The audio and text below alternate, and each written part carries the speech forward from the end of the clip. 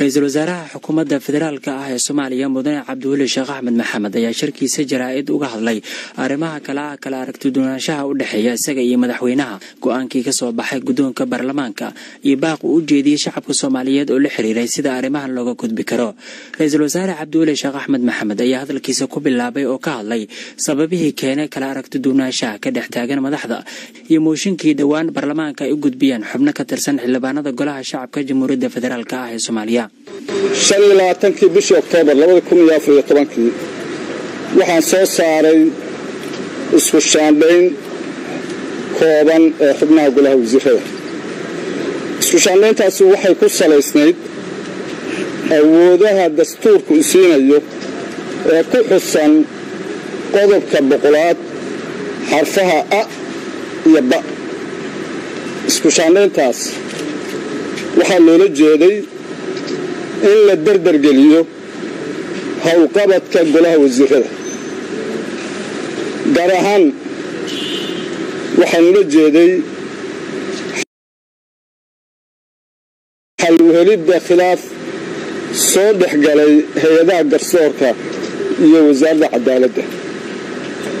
waxaa kaloo loola jeeday in la habeeyo dhaliilo ka jiray wasaaradda maaliyadda iyo wasaaradda arrimaha dibadda. isla 25 bishii Oktoobar sanadkaas nasiib darro war qoraala oo ka soo baxay xafiiska madaxweynaha waxaa lagu sheegay in go'aankii ra'iisul wasaaraha aanay waxba ka jirin, wuxuuna madaxweynuhu amray in wasiiradii ay khusaysay aanay u hoggaansamin go'aanka ra'iisul wasaaraha.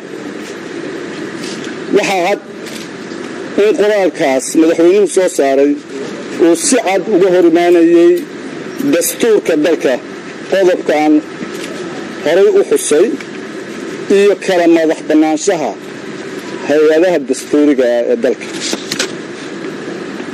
intaa waxaa ka dambeeyey in madaxtooyada laga soo abaabulay mooshin sharci darro ah oo ka dhana xukuumadda. mooshinkaas oo aan xiriir la lahayn waxqabadka xukuumadda, laakiin salkeedu yahay wasiir la saaxiiba madaxweynaha oo wasaarad kale loo wareejiyey. mooshinkaas oo xildhibaano badan iyo bulshaweynta kaleba u aqoonsan yihiin inuu sharci darro yahay,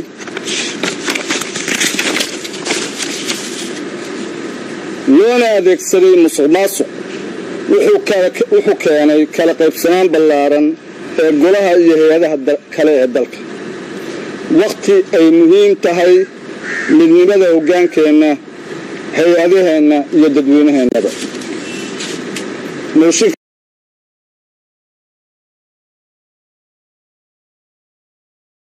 sharci darrada ah wuxuu caqabad ku noqday geedi socodka higsiga 2016. laba jeeroo hore ayaa mooshinkan si aan waafaqsanayn habraaca baarlamaanka loogu soo bandhigay golaha shacabka, balse waxaa xildhibaanadu si cad u diideen in mooshinkaas sharci darrada ah ee halista gelinaya midnimada iyo jiritaanka hay-adaheenna la hor keeno golaha. xildhibaanadu waxay si kala go'aan lahayn ugu soo jeedinayeen madaxweynaha iyo shakhsiyaadka kale ee ka shaqaynaya mooshinka in danta dalkeenna ay eegaan kana joogsadaan howlaha socda ee dalkeenna u horseedi kara dibudhac iyo burbur. waxbase lagama maqlin xildhibaanadaas. baaqiyo la mida kuwaas oo ka soo baxayay dadweynaha, culimaadudiinka, waxgaradka iyo ummado daneeya dalkeenna ayaa iyagana dhegaha laga furaystay.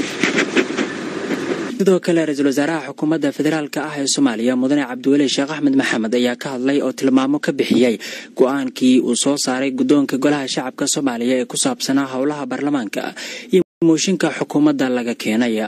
maanta oo taariikhdu tahay 24 bishii 11 2014 waxaa dhacay isku day kale oo la doonayay in la dhinac maro xeerka u degan golaha shacabka. waxaan bogaadinayaa xubnaha golaha oo ka hortagay isku daygaas xaqdarrada ah. waxaan ka xumahay dad mas'uuliyaddii lagu aaminay u adeegsanaya ama u isticmaalaya dana gaar ah oo ka soo horjeeda qarannimadeenna. waxaan ammaanayaa isku dayadii guddoonka golaha shacabka uu isku dayay in khilaafka lagu xalliyo wadahadal ka baxsan golaha shacabka, taasoo anigu mar walba aan diyaar u ahay, hase yeeshee ka hirgeli waayey dhinaca madaxtooyada iyo madaxweynaha. waxaan soo dhoweynayaa tilmaantii guddoonka golaha shacabka oo ahayd in mooshinkan sharci darrada ah uu caqabad ku yahay howlihii sharci dejinta iyo dhismaha hay-adaha dawladda ee ay isku afgarteen labada gole, golaha fulinta iyo golaha shacabka, muhiimkana waa geedi socodka 2016.